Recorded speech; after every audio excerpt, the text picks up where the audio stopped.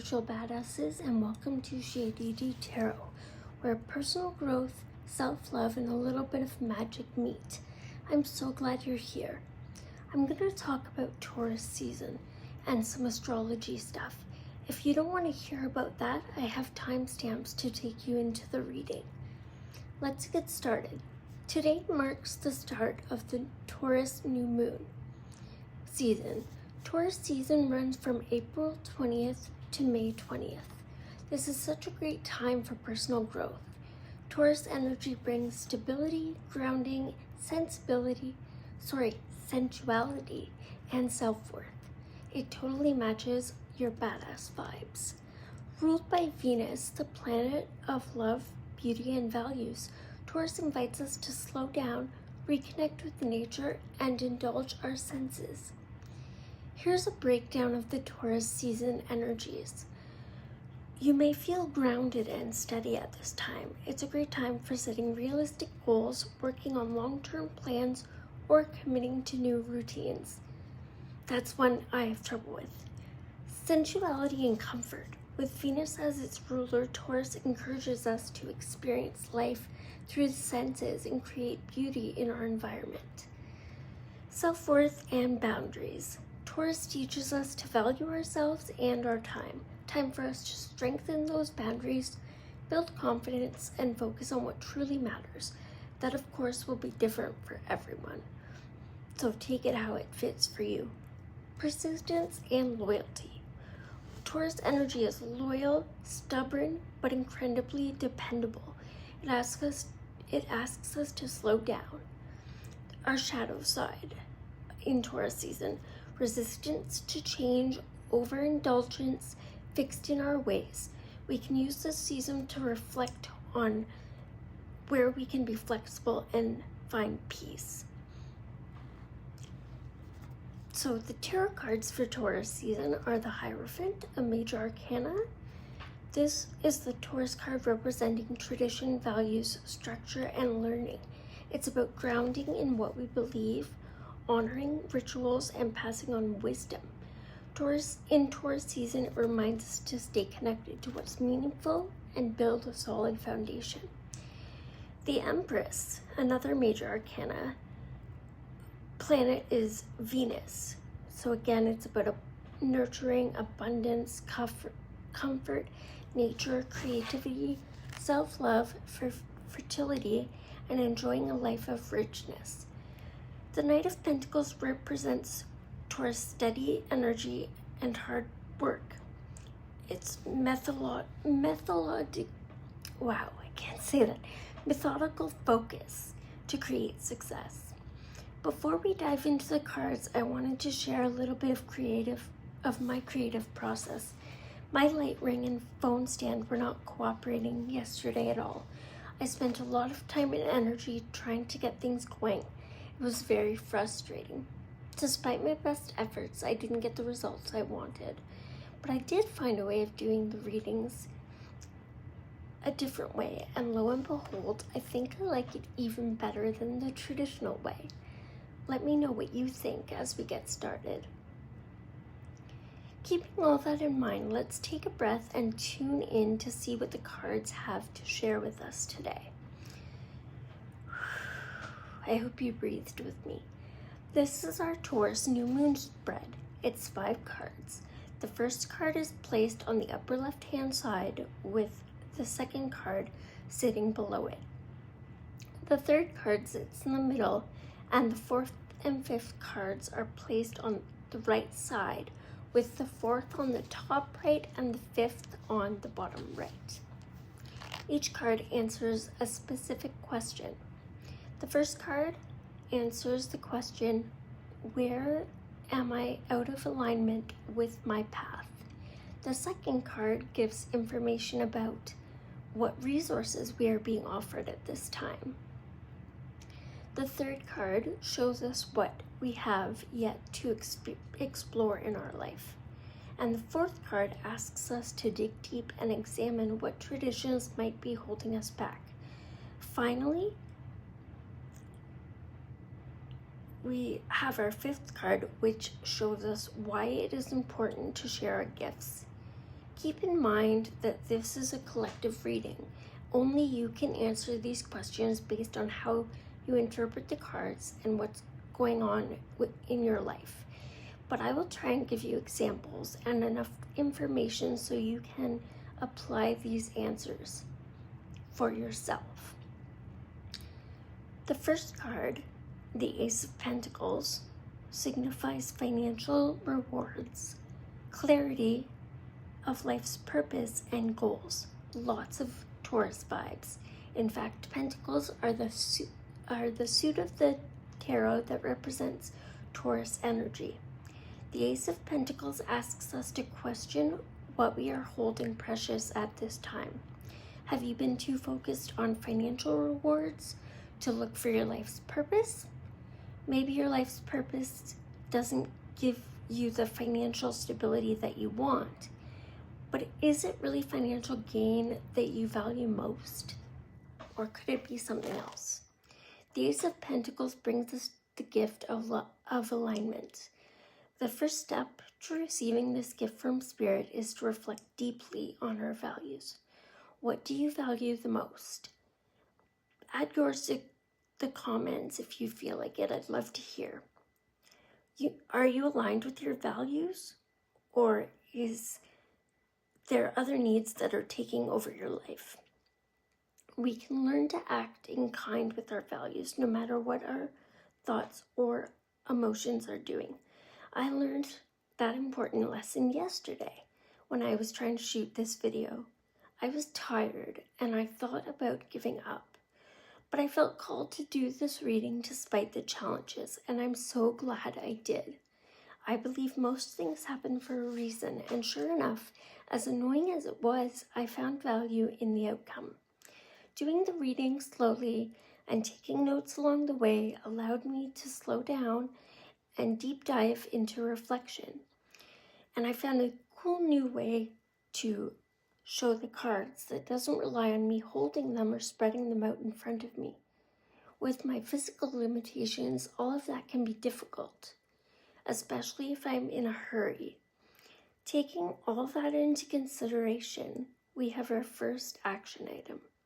Get clear about your values and how you can apply them in everyday life to live in alignment with your higher self. Card 2 is the Fool. This is the first card in the major arcana. The universe is offering the gift of a new beginning. This is a new path of optimism, trust in yourself and Spirit, and a willingness to take chances.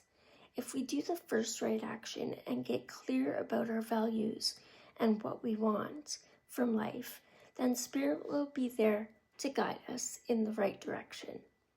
In the image, we can see a dog that is usually representative of a spirit animal that walks with you on your journey. I'd love to hear if you identify strongly with a specific animal, or maybe you already know what your spirit animal is. Drop me a comment below. My spirit animal is a bear. Don't ask me how or why I know this. I need to spend some time looking into it and reflecting. But I listened to a meditation to connect me with my ancestors and spiritual guides. At the end of the meditation, I met one of my spirit guides. She was a very old, wise woman with an indigenous background, and she was standing with a large grizzly bear. Unfortunately, I have no recollection of what the meditation was or where I found it. It could have even been a dream. Anyway, it was fascinating, so I thought I'd share.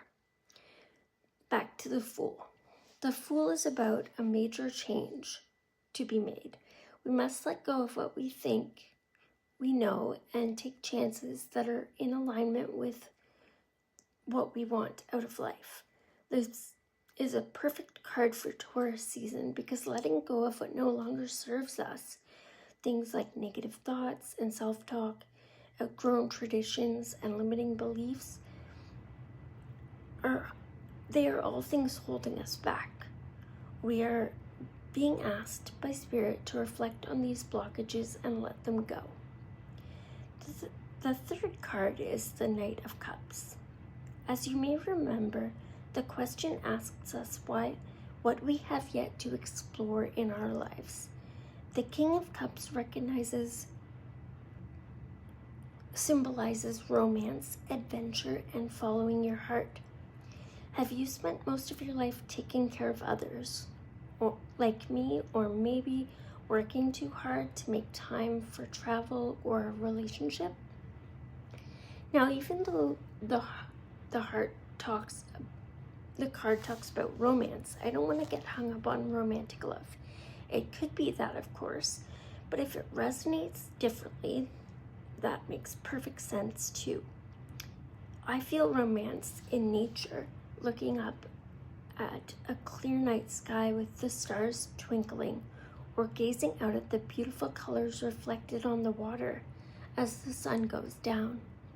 Nature is very much Taurus energy. It's about grounding yourself and connecting with the earth and the power that it holds. That power is within each one of us. It's interesting that this card came out after the Fool.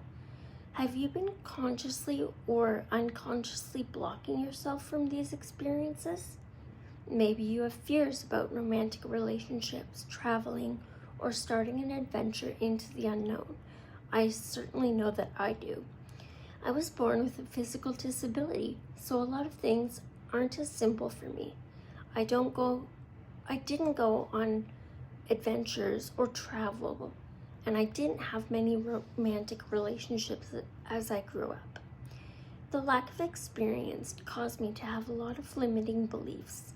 It's only in the last few years and through this work with tarot that I've been able to break out of my self-made prison. This card is asking us to do even more of that this season. Break free from what is holding you back. Get in touch with your authentic spirit and start living from that space. Card number 4 is the Page of Swords. This points to the mind. Are you acting without thinking? Are your thoughts and emotions at the wheel instead of your head and heart? Again, we see the theme of slowing down and taking time to think and connect with ourselves before automatically acting out on our thoughts and feelings. Get curious. If you feel those negative thoughts creeping in, question them. Where did they come from? Do you remember when they started? How would you feel and act without that thought? When I turned the card over and saw it was the Page of Swords, I knew that it represented acting without thinking. Again, we see this theme of needing to slow down and taking time to connect with ourselves.